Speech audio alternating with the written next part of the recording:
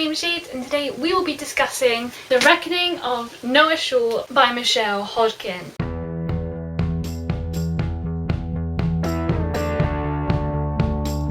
Second book in the Confessions of Noah Shaw trilogy, I believe. Last book is called The Last Confessions of Mardar and Noah Shaw. Unfortunately, it doesn't come out until August of 2021. Not only does it not come out until August of 2021, but it doesn't come out until the end of August, basically September 2021.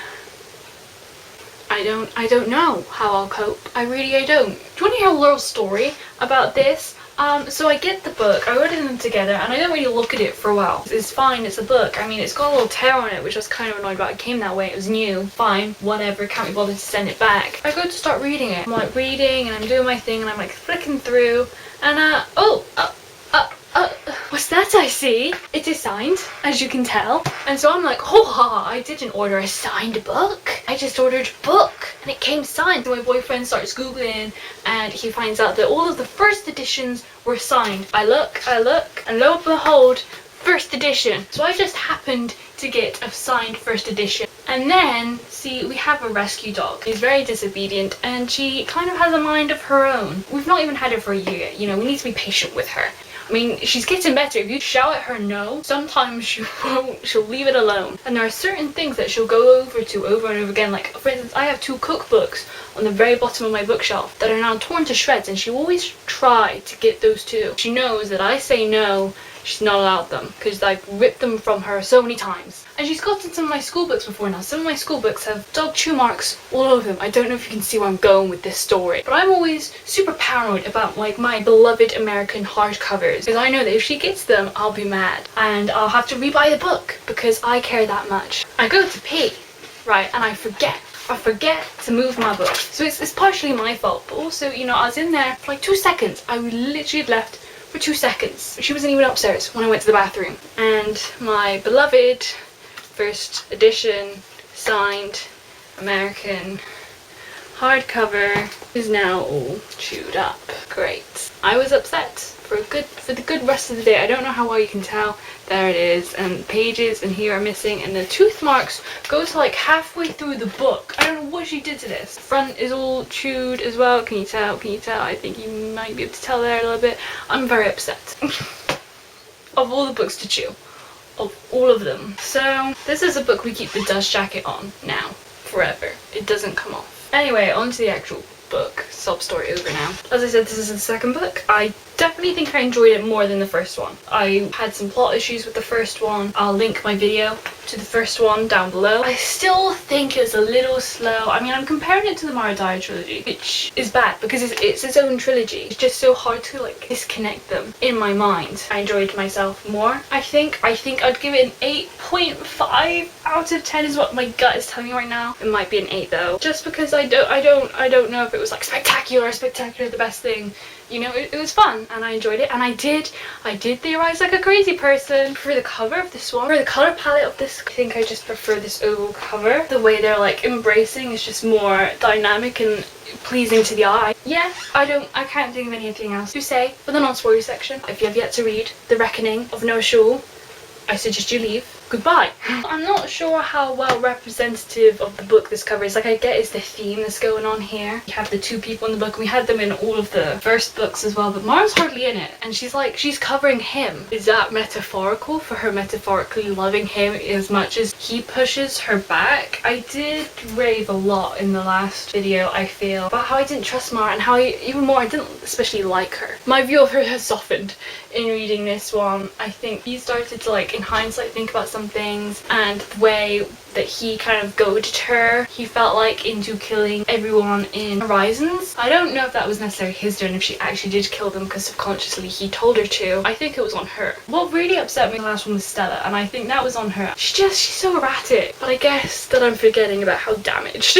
she is. Okay, let's just get right in. And we open up with the letter, and you know, he's saying, if your story was a memoir, then mine's a confession. The short confession, my confession is that I regret it. it. I never thought it was possible. I didn't think there would ever be a day, a moment, a second when I would look back and wish I'd never met you, but that's every moment now. He talks about how the relationship was never going to work. It was always destined to fail and they were just like playing a game. Are you mine? Were you ever mine? Or were we always what we said would never be? Idiots who make promises to each other that we chose not to keep. Because it is a choice after all. You can choose to be claimed or refused. You can choose to claim someone or choose not to. We can leave them unclaimed alone. And no matter what we say to each other, no matter what we've said to each other, not even 2 weeks ago, breathless and sweaty with love in our eyes and lies on our tongues, both of us knew and know the truth. You are not mine, you never were mine. So it makes it sound like they were like sabotage their own relationship. Because they did keep lies from each other, but they never felt like they were keeping lies from each other to self-sabotage. The view on the relationship in this one is very different. He's so not sure what to do. And throughout this whole book, and I kind of admired him for this, he never really sure whether he wants Mara back or not. A lot of the time, Eva kind of thinks that he doesn't want Mara back. I'm anxious to see how it resolves. I can't see him getting back together with him until he's made peace with everything, and I don't want him to. When he talks to Jamie and Jamie says that's who she is, she's gonna kill people to save those she loves, that's just who she is. And I was like, but it doesn't have to be. And Jamie's like, well, you can't change her. You can't have one version of her over another. You either have her or you don't. And Noah often thinks back to before Horizons, when it was just them, like in the first 2 books, and how different she was. Because I agreed with Noah. I thought she needed to change. I think she's a loose cannon still. I don't trust her 100%. I like her more now and I feel bad, but I still think some of the things she's done were wrong and that she's not to be trusted 100%. And how can you be in a relationship with someone who's like that? So honestly, I don't know if I want them to get back together or not. I just want them to both be okay. If it makes them happy to be together, sure, be together. But if it's going to cause them both pain and distrust and it's going to turn toxic like it kind of is becoming, then no, maybe not. Don't do that. Do you know who I do want to get together already?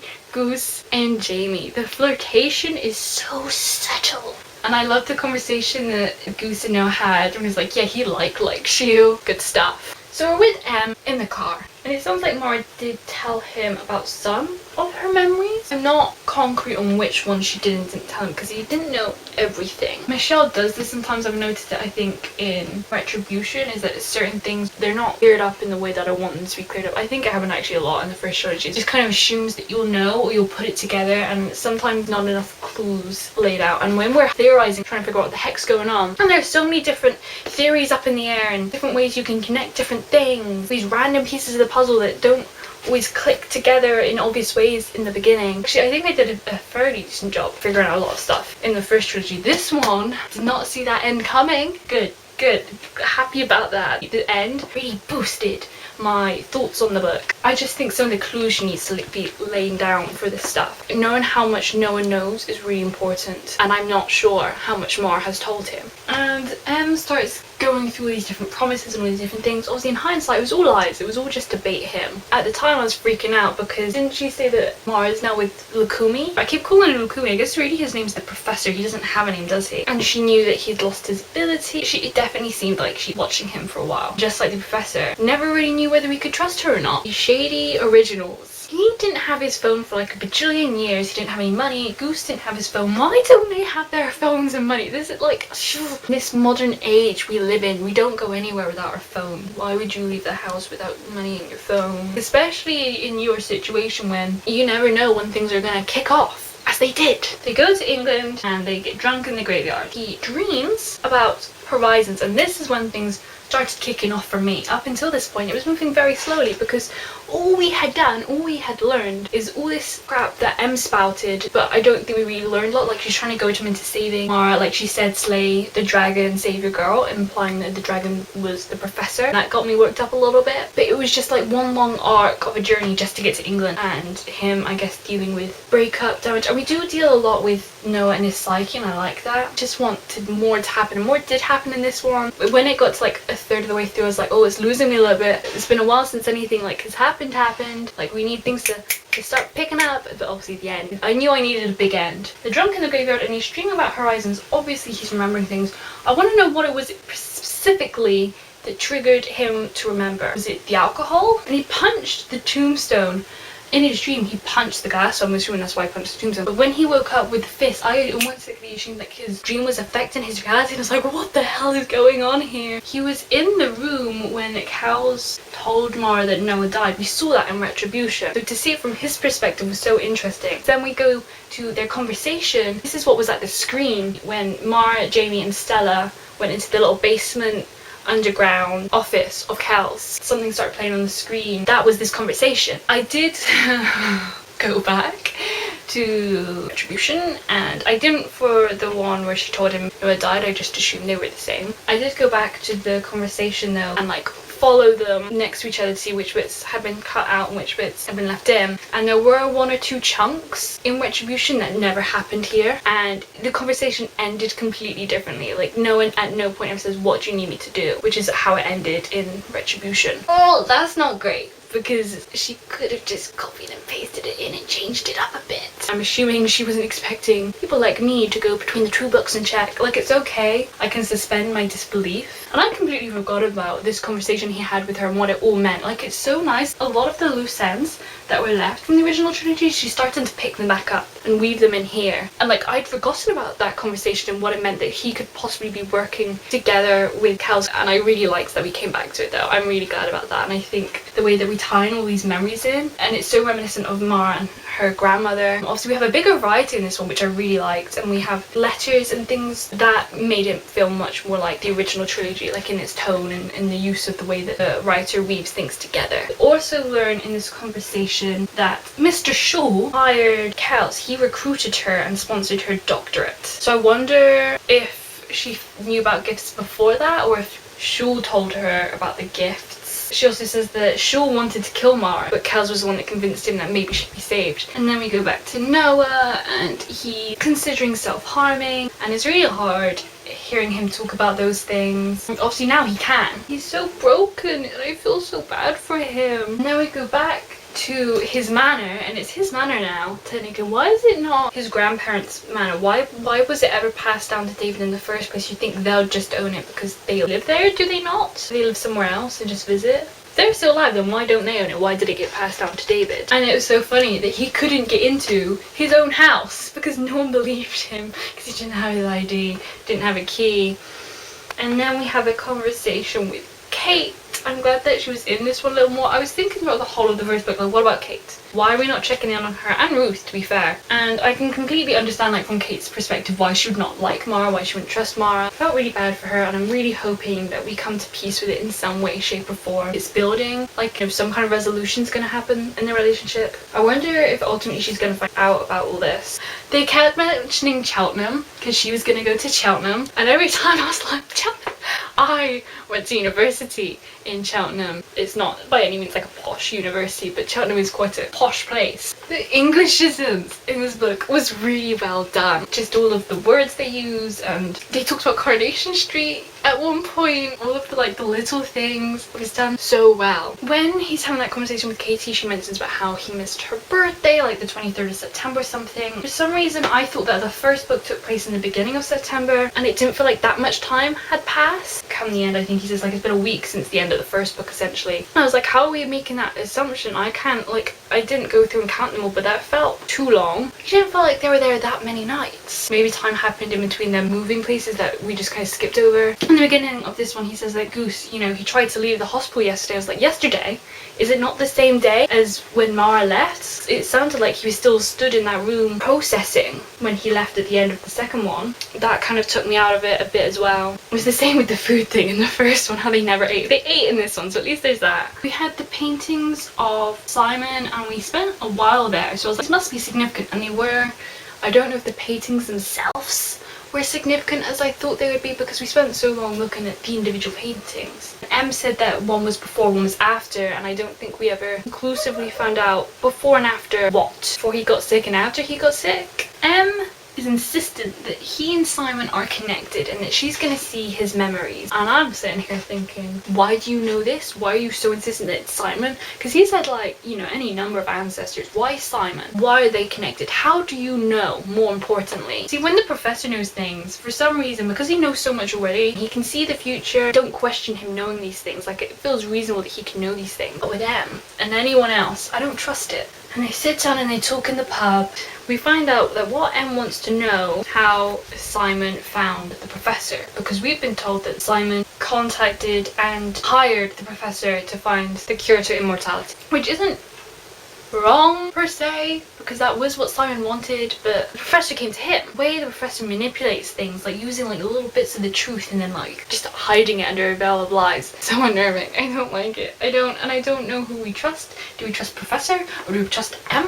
I don't know anymore. It took us to page 160 to actually sit down with them and find out what she wants. And this is when the plot of the book actually starts moving. Other than picking up, I guess, little clues about Simon, did have the memories of Horizons, but other than that, nothing of great significance happens, and it's like a decent chunk of the book. M says that genetic memory is for those who are open enough to it, and I was led to believe that it was more genetic. There's a 3 that can be stuck on the end of the gene, and if you have the 3 on the end of your gene, then you get genetic memory. So that's what the professor wrote about. I don't know if he just made that up to make it sound more sciencey, you can prove it, or if M's wrong, or if the professor is wrong. I think actually she did mention why Simon. I got the impression that it's people who you share your ability with, or maybe it's just because he was the last gifted one in the line of the shows, because the professor said he wasn't gifted, but I don't believe that. I think Simon was gifted and the professor was gaslighting him.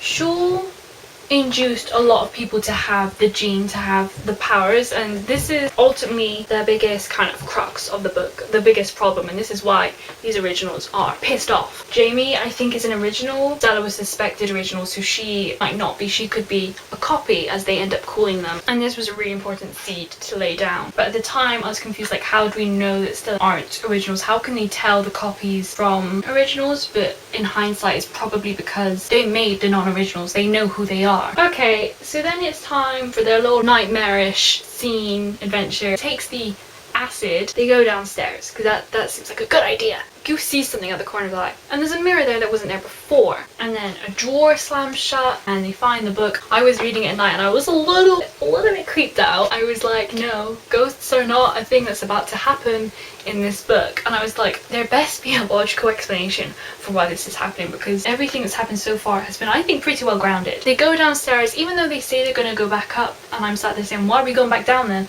They go downstairs anyway, and into the creepy room of creepiness. They open the book and the family tree starts crawling out all over the floor, and obviously the big thing here is that we're hoping Goose can't see all this stuff happening, but he can. So it wasn't a memory. Even if we're entertaining the possibility of ghosts, or like the wind, or whatever kind of supernatural forces doing all the other stuff before, this family tree thing, that's not a ghost, that's something else. And then we flick to his memories with Simon, which were a lot less in depth than Mara's memories. Mara's memories that happen over a period of time. She'd keep getting little pieces, and she could pretty much put together the whole puzzle of what happened to her grandmother. A lot of time was encompassed, and I don't know if it's just because we didn't have the time to see it, and Noah saw more and we were just kind of getting the highlights. He did say about years passing and how many times he was visited by the professor and how many times like his life had to be renewed because of an accident. It also felt like he wasn't necessarily in someone's perspective at first, that he was like a third person watching. Pretty sure Mara's flashbacks were written in first person, whereas here it was Simon did this, Simon did that, and I don't know if it's just because Noah's so detached that he can tell that it's not him and that he's in Simon's head. And we find out that it was the professor that found Simon dying of a disease, which lends to the theory that he was gifted, because that's often what triggers gifts, apparently. If we are going down the theory that I said earlier,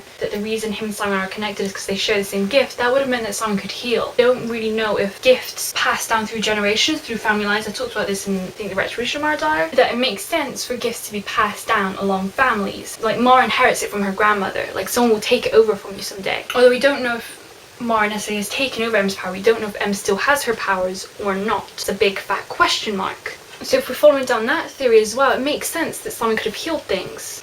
He couldn't have, because he kept nearly dying. When Noah heals himself, he'd always just heal himself naturally, like he couldn't help it.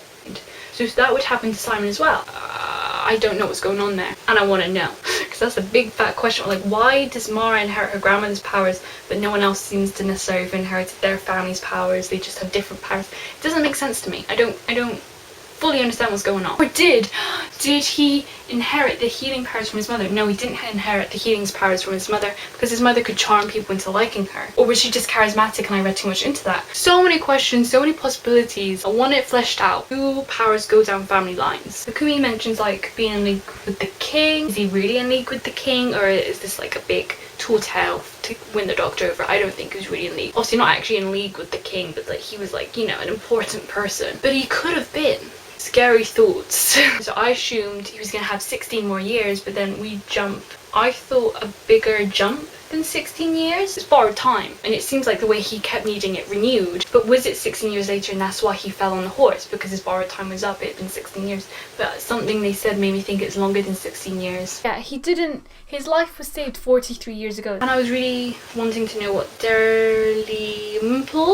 Dalrymple, I have no idea how you pronounce his name. His was the name that everyone kept forgetting, wasn't it? And the way that everyone kept forgetting about Dalrymple, I was wondering, like, did he have something to do with that? Like, was he making them forget? It's weird that everyone forgets about him, or is it just like supposed to be a comedic thing? Simon must have had the gene. I stand to believe that Simon had the gene because the reason the professor got Noah's parents together is because that they must have had strong versions of the gene, meaning likely a lot of their ancestors also had the gene. Simon looks in his 30s when he's in his 50s. He looks younger than he is. That is a sign of having the gene slower down aging, but his beard starts growing grey. Like, he does age. He does look 30. It doesn't look like a young 20-year-old like a lot of the other people look. That's weird because his aging hasn't stopped, but he looks much younger than he does. I wonder if not everyone with the gene stops maturing at a certain age, that some people maybe just mature slower. I don't know if any of the stuff with Simon, whether he has the gene, whether he has any gifts. I don't know if it's going to be cleared up, if we're going to know for sure. Aging thing is weird to me because it doesn't seem to definitively fit in anywhere.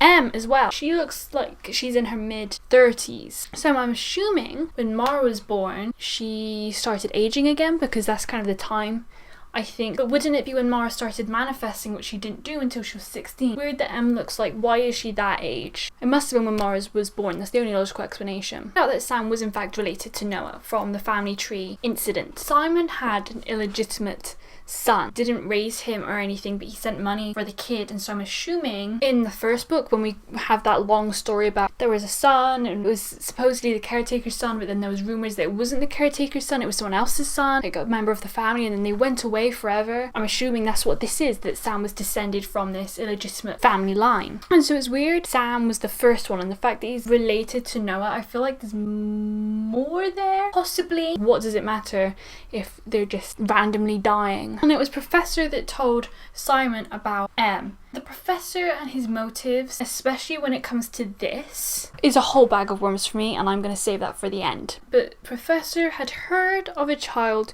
with healing properties, is what the Professor tells Simon at least. Simon didn't hire the Professor at all. The Professor came to him and had to convince him to go and get the kid. I would imagine the Professor knew that Simon wasn't going to survive, and he was just using him as a tool to get to the kid. Obviously, now what we know about Dalrymple, he can connect the trails between people with the gift. So I'm assuming he was how they found Em in the first place. That he went over with Simon to track Em down. I didn't even think about that fact that he's now with Em and Victoria at the end, so I assume he's like turned his back on the Professor. I wonder what happened there. Does Em know that Dalrymple was likely the one that found her? She must. Oh, that's interesting. And I think you would get loads of letters from the Professor, Simon, suggesting ways in which he should live his life. But the Professor said that Simon was important and he manipulated a lot of his life. So again, that begs to the question, was it just to get to Em, or was he planning Noah much early on? Like how? Also, Noah wouldn't surely be able to see Simon's memory if he wasn't gifted, because that's how, is that not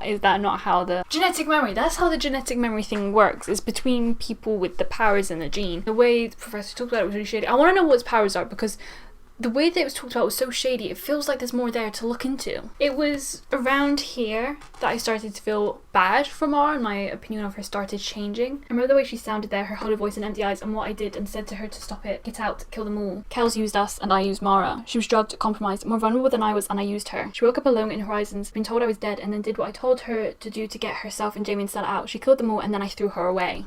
Kind of hypocritical of him now that we think about it, and I guess for him to kind of blame her so harshly for it. Was survival. She needed to escape and it was her or them. Like maybe she could have left them alive, but then they would have found her again. And then him and Goose have like a nice conversation and they come up with a lot of different theories as to what's going on and why. And I really liked this section. Like I liked the theories. I was like, things are getting somewhere. This is when things started to really get going. This was like 230 pages into the book. The book is only, I think, like 380. Similarly to like I said earlier, it's a pretty significant chunk. We're only just kind of starting to theorize about things. And so they come up with the idea, the theory, I think it was Goose's theory, that it was the copies that were dying. My father fucked with the balance and now there are more than there should be. If more of us keep cropping up, eventually the world will be overrun. What the originals wouldn't want. What did Em say? She doesn't hide, she moves. You've been around for centuries, then you need secrecy to survive. You think the originals are destroying the copies? I sit still thinking. Could be. good, interesting stuff. And honestly, right now, I think they're both kind of true. And I think even it was at this point that I started questioning Sophie and Leo and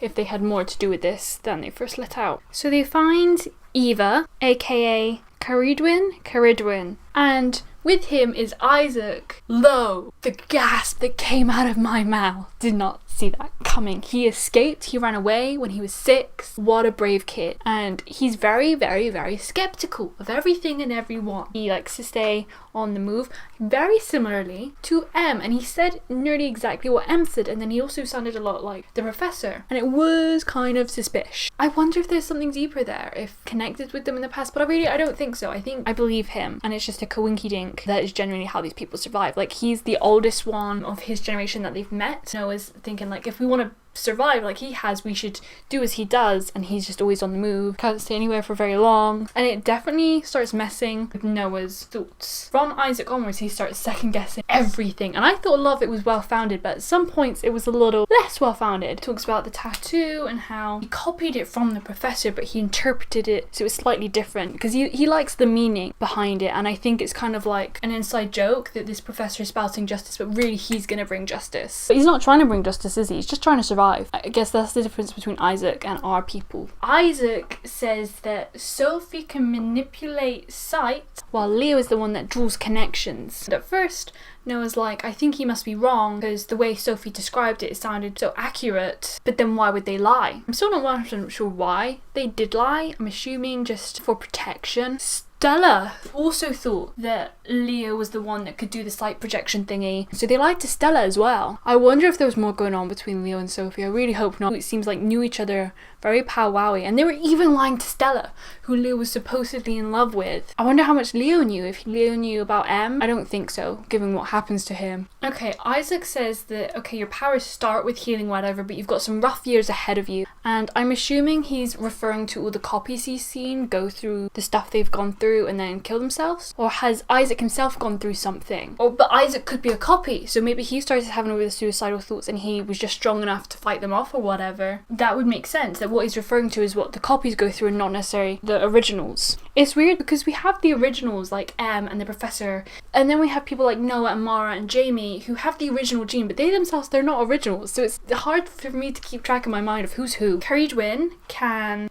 start other people's powers. She's the opposite of Goose. Balance is still like a really big theme. I can't help but think it's going to play a bigger role somehow. And then Isaac can make people forget or remember things. This is what Goose and Noah interpret as to why M sent them here, to go to Isaac to make him remember about his dream thingamabobber. If only they had done that before going to the party. Like, what would they have done provided that he had already had his memory brought back to him? They would just use Jamie to tell them about it. We also found out that Sam can leave messages, and that's what they saw. It wasn't a ghost, it was Sam. The drawer of the mirror is weird that happened, because was that Sam doing that? Like, the book falling and like spreading out makes sense. Why would Sam want Noah to know that they were related? What would his motive be behind that? How long has Sam known? What did Sam know? Messages on objects as well, like the Bible, which I think is the first time we've had anyone with powers been able to manipulate object. It's always been about people, so is that even a realm of possibility within the powers, or is Sam special? Isaac says that Noah has originals footprints all over him and that he's connected to them. He's a wanted man. How did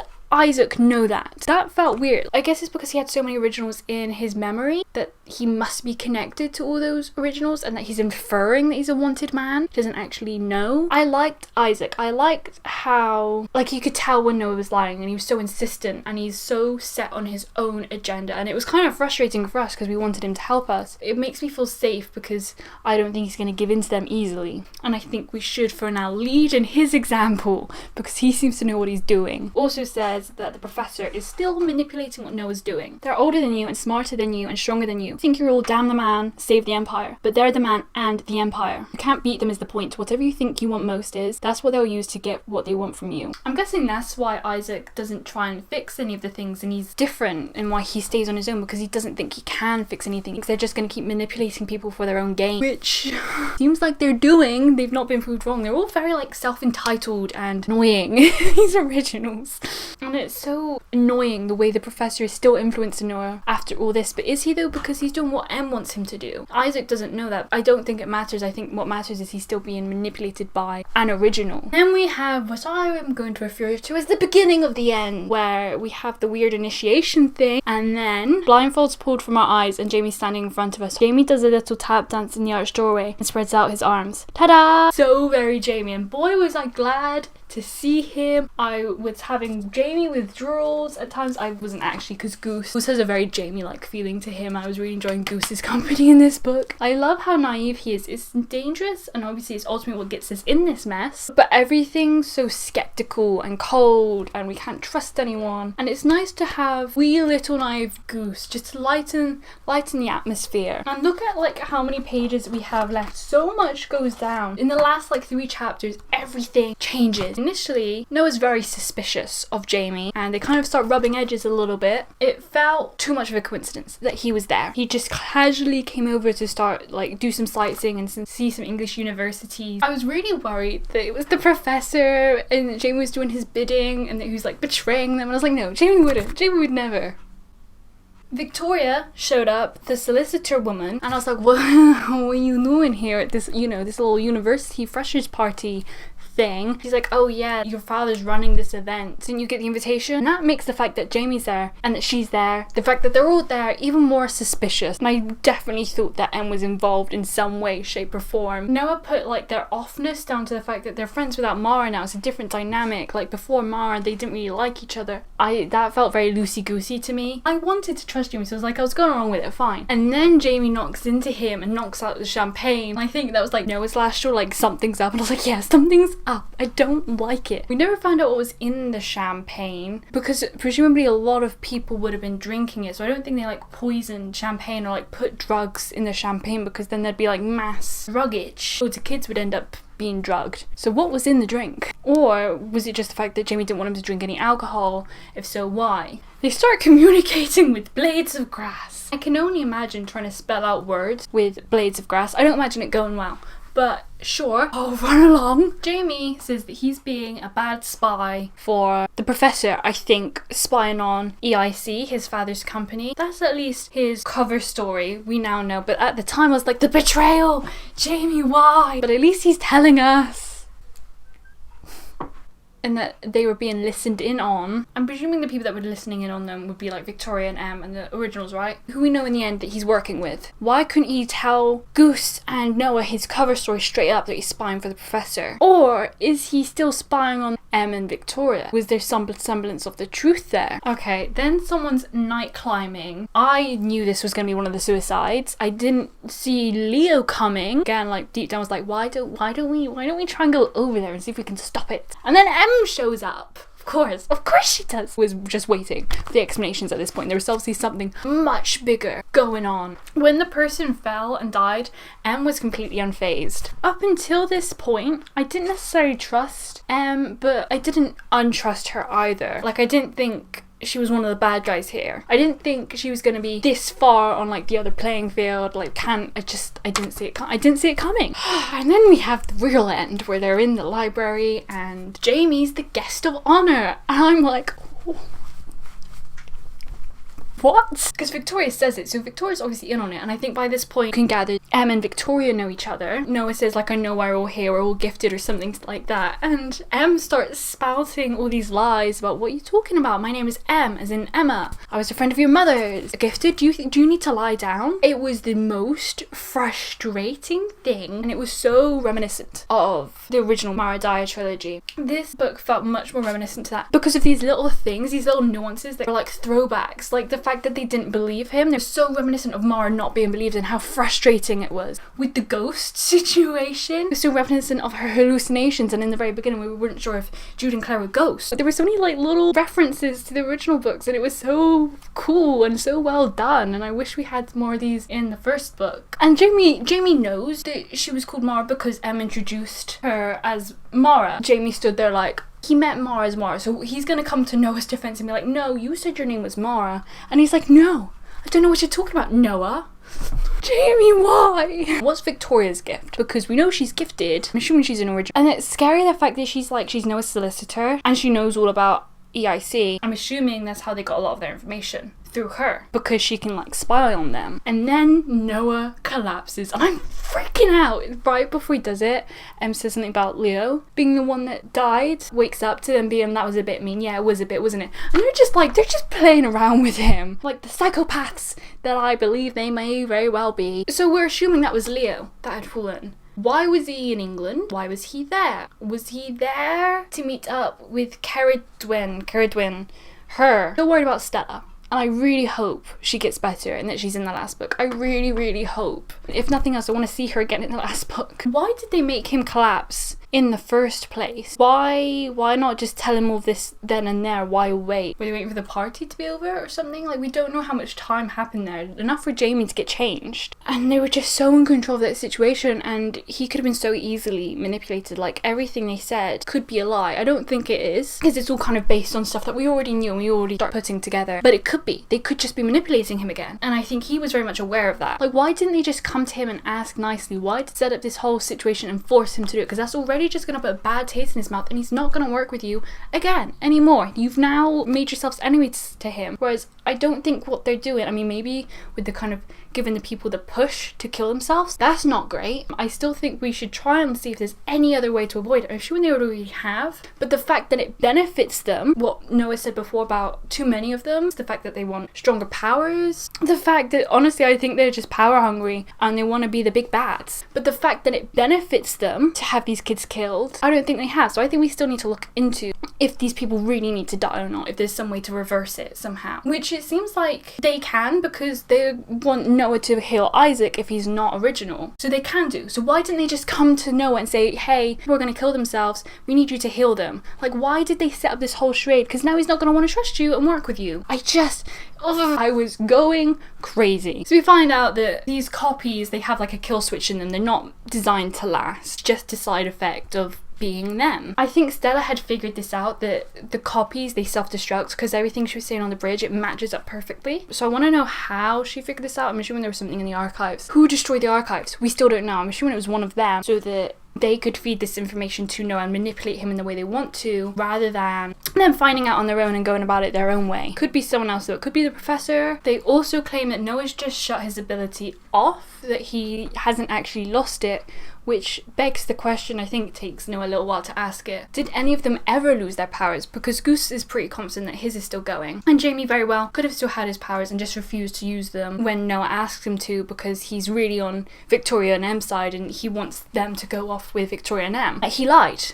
So if he did that, if he lied back then on the bridge saying that the powers got cut off, how long has he been working with them? And I wondered as well if the professor is involved in their little plans. I don't think he is now come the end, because they seem pretty determined to kill him to get answers out of him, and I think they want him gone. I'm wondering if he's aware of their little alliance that's going on, because him being all powerful and such, you'd think so. I think so. I'm kind of hoping there's like a weirdly cool showdown between the two of them at the end. I got lost a little bit here. They're recycling the abilities, and I was thinking, okay, so when, you know, these kids, they get random abilities, they say these copies, they just get random abilities, and I was wondering, do they take the abilities from someone pre-existing? For instance, we know that Leo is the one that can actually see the connections between people, and so can Dalrymple. So I was thinking, when Leo got his newfound powers to connect people, did Dalrymple then lose his? But it sounds like his just weakened over time. So that would mean that two people with the same ability can exist, that would suggest. Although Leo is artificial, so is it only artificial things get powers that originals have is pre-existing? Can people get new powers that have never existed? Their powers seem to just dwindle over time. So M very well could still have her powers, although I thought Mara would like inherit them from M, which would then render her powerless, but I don't know. And they're not killing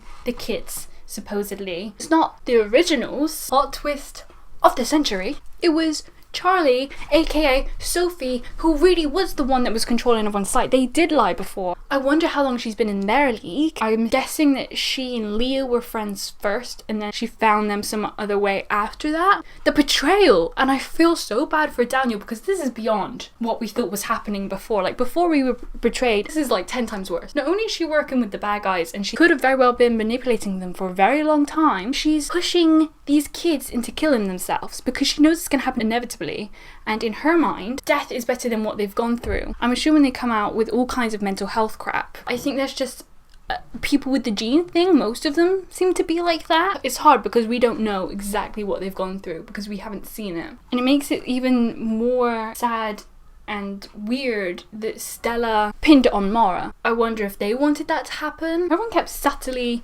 blaming Noah for what happened with his dad. Like, whenever they talk about David, everyone would, like, look at him scowling. It isn't anyone's fault. Well, to be fair, Em says, holding out her hands and looking at me as if to say, except yours. I'm responsible for my father's actions now. Who said that? She looks around. Did I say that? We saw a new side of Em in this end where she was trying to be funny and she was really similar to Mara, and it was really eerie because after everything Em did to them and manipulated them, kind of watching it play out in a horrifying way makes me really worried that Mara's gonna end up like that, because I'm just starting to trust Mara, and now we see Em, who is all the things I worried that Mara would become. And I just, if they'd come to him in a different way, it could have been so differently. I could have liked her. I could see it. Yeah, I think Sophie's quite unhinged, and you shouldn't trust her ever again. Honestly, I can very much picture her end up dying somehow in the next one. How does Sophie do it exactly? What does she make them see? Because she can only make them see things. And she killed Leo, who she was so close with. I was about to say, such a toxic group, Leo, Stella, and Sophie, because all of them were lying to each other. But, after the Jamie incident, I don't think we can talk, honestly. If their powers die over time, then why is the professor still going so strong? And they're stealing these abilities, they're recycling these abilities. Can they gain them themselves? Who do they give them to? What do they do with them once they get the new abilities, the new genetic material? Do they gain new different abilities? Can they just strengthen their own pre-existing abilities? The way they sounded like, it sounded like the same abilities stay. Again, begs the question, how is the professor so strong throughout all this time? He's the oldest one. I could read books set in this world forever. I would love a prequel series about the professor and maybe even Em. Why not throw her in there? I'd love to know more about Naomi's time and her and Shul and Dr. Kells. Jamie is so quiet throughout this whole thing and it's so unnerving. We've gathered that he's betrayed us, but we don't quite know to what degree yet. The plan is that Jamie will force Noah to give them his inheritance, fix all his father's mistakes in terms of EIC. I don't know how the money is going to help them fix that. They're going to invest into new scientific researching processes of how to undo this, or to just shut it all down, bribe them to shut it all down. When Jamie was playing with his little blades of grass, Noah asked him, why are you doing this? And he wanted to know more about his family because he's adopted, isn't he? And I think he mentioned at one point how he'd never felt he quite belonged and he just feels like an outside. I can't remember what he said. I don't want to put words into his mouth. Turns out that Isaac is in fact his brother, and that is why he looks and sounds so much like Jamie. If he is a copy, then Noah's going to heal him because they know that Noah will be able to do that. They're pretty sure he'll be able. How do they know that Noah will actually be able to do that? Noah says, I hope you know that you could have come to me anyway and I would have done it. And Jamie hesitates. So Jamie doesn't even trust Noah. Maybe Noah was right when he said earlier, we've never been without Mara before. I mean, I can only imagine Mara being so mad at Jamie when she finds out, what was he thinking? In and amongst all this, there's these random one-liners and spouts of humor, and I would burst out laughing. This is a section which is kind of similar to what Jamie and Noah have said before about the professor, about how the professor was using Jamie and all of them. They've got every incentive to treat you like a condom. Goodness, Darian Poole says. Condom? And repeats, used once and then discarded. Goodness! And then he brings up Mara, how does Mara factor into this? I'm like, yeah, how does Mara factor into this? I doubted her, mistrusted her, made her prove herself to me over and over again, and when she did and trusted me enough with the truth of it, I said she'd proved it too much and walked away from her without looking back. The other thing is that she lied to him. She didn't tell him all of this stuff from herself and give him her reasoning for it. She still believes that she's gonna stop Noah from healing. She thinks that it's permanent. So does Em and crew not know about the whole thing about Mara's gonna cancel out his powers? Or is this all an elaborate ploy that is completely false, set up by the professor, and that the professor left all this research around for David to happen upon? And that's where David got his idea from. Mara read all of David's research, and so that's why she thinks it too. Is his powers really on because Mara stopped them? Because if so, then that puts a big old hole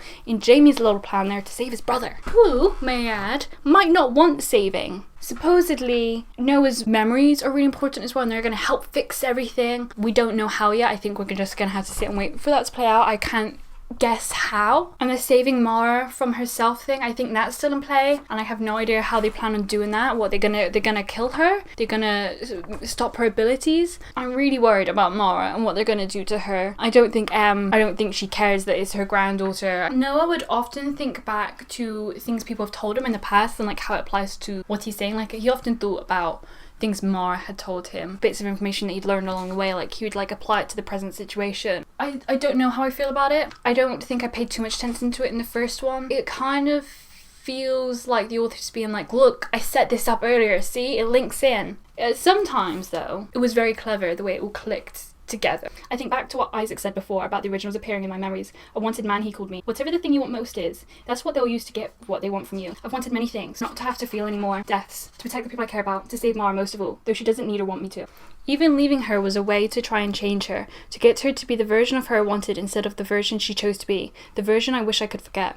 Maybe I can do both, forget her and save her from being used by anyone, even or especially me. I look at Isaac sitting now with one ankle crossed over his other knee. I don't know what choices are left to me, but I decide to put them in the hands of a stranger I trust and a friend I don't. That line killed me. I'm assuming the friend he trusts is Jamie. Mara is what I want most, I say to Isaac, meeting his gaze, holding it for dear life. She's what I want most in the world. Then to Em, I say, if my remembering is what you want, I'll do it. Just don't hurt Mara. I won't need any encouragement. My glance shifts to Jamie, who seems to be chewing on the inside of his cheek. Like, yeah, he would have cooperated with you. I don't see why they've done this whole weird little gathering manipulation. I just think it's such a bad idea. When he said that stuff about Mara, was he implying that he wanted to forget about her? Because with what he said before, it seems like that way, but I didn't get that from that, so I'm not really sure what happened there. They asked Jamie to say the things to Isaac to get him to do it anyway, just for their own peace of mind. My heartbeat thunders against my ribcage, not knowing what he'll say, not knowing who I'll be after he says it, whether I was right to trust him or not. Forget Mara, he says as the room begins to darken. The next words I hear are the last ones I remember before everything goes black. Both of them. I think I was already tearing up before this because my eyes had like flicked over to the page and seen what was ahead. I wasn't like crying my eyes out or anything, but I definitely teared up and was upset. I've seen the whole forget your significant other, the person you care about most trope done at least 3 times. No, 4 actually, now that I come to think about it. 2 ones are in last books of series and they're pretty devastating. They're pretty gut-wrenching. Awful. So this isn't a trope that I like, and I'm assuming he's now forgotten both of the Maras. So what will that leave him memory-wise? He won't remember M. Will he remember this whole hijinks situation he's been on and all of the information they just told him, or will M be too attached to it for him to remember that? And has he actually forgotten them? Is that what Isaac did? And why both of them? Why not just one of them? Like, how will it play out with Mara if Noah can't remember her? Like, I can only imagine the awkward of them meeting and then him not remembering Mara. I'm so scared for the next one. I'm so scared. Especially because I'm pretty sure it's going to be split POV. So it would work. Us flicking back between them, it's going to be really, really painful to read. And then we have the epilogue with Mara. And she's getting on an airplane. Flight 1821, might I add. There were a couple of times where the numbers popped up. And the flicking back to Mara was so many mixed feelings of like triumph, she's coming. And as Noah said, I don't think she's going to be manipulated quite so easily. And I don't think she's going to react quite so kindly to it either. But I'm so worried that they're just going to start manipulating her again. And especially because they've got Jamie on her side. Jamie, why? Will she find out what Jamie did? Will she be mad at him? I kind of hope she's mad at him because he deserves to be mad at a little bit. I want him to apologize and be like, I'm sorry, what I did was wrong, but my brother, you have to understand, and they'll understand and they'll forgive him. He deserves a good telling off first. And also like the symbolism that he forgot her and then we switched to her. I have a lot of mixed feelings in regards to the next one. Like, I'm equal parts really excited because this is it. This is the final showdown. This is it. And I'm hoping all of the answers that we've not had thus far are going to come to. And this book was much stronger than the first book, so I'm hoping this carries on and that the last book's going to be even stronger. I know it's going to be longer, which excites me. And of course, it's like 1.5 years away, so why am I not going to remember all these things quite so fresh? Because there's so many little things. Okay, like I said, Professor Situation. What is his ultimate goal? All of this. Like, I know he's trying to make the world a better place, or his version of it. But what's his ultimate goal manipulating all of these people? Was he manipulating Simon Shaw to get to Noah, or was it to get to M? Why did he want M to come over? Did he really think she was going to heal people? I don't believe it. I would assume he would have known her gift. So if he knew her gift and he knows that she's his shadow, why bring her over? Is it only to control her? And how much did he know of what was going to happen, in the sense that he's Mara's granddaddy? So did he know that Mara would be born if he got with M? If so, and because he doesn't seem to really like the existence of Mara, why not do that with M and not create Mara? And what's more, he probably can see more into the future than we can. He knows how this situation is going to end. And he seems pretty insistent to want Mara dead. What's his motives behind this? How much does he know? What does he think? Does Mara know that he's his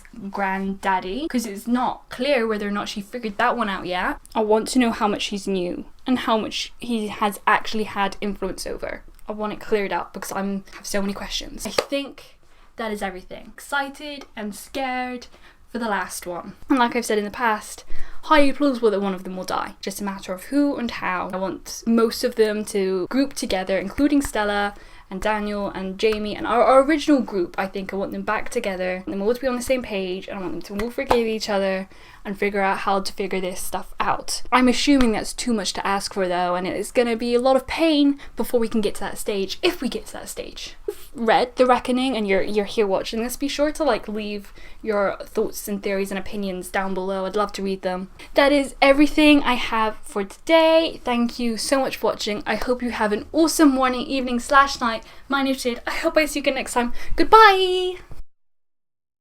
Mara as a POV perspective, POV, and that's and with the memories, and I just hit the mic. The memories, what's it called? Inherited memories, what's it called? Genetic memory. Jamie, Noah and Goose were there.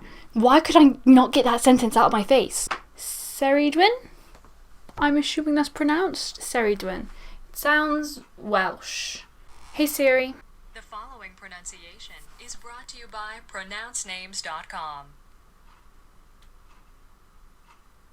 Ceridwen. Ceridwen.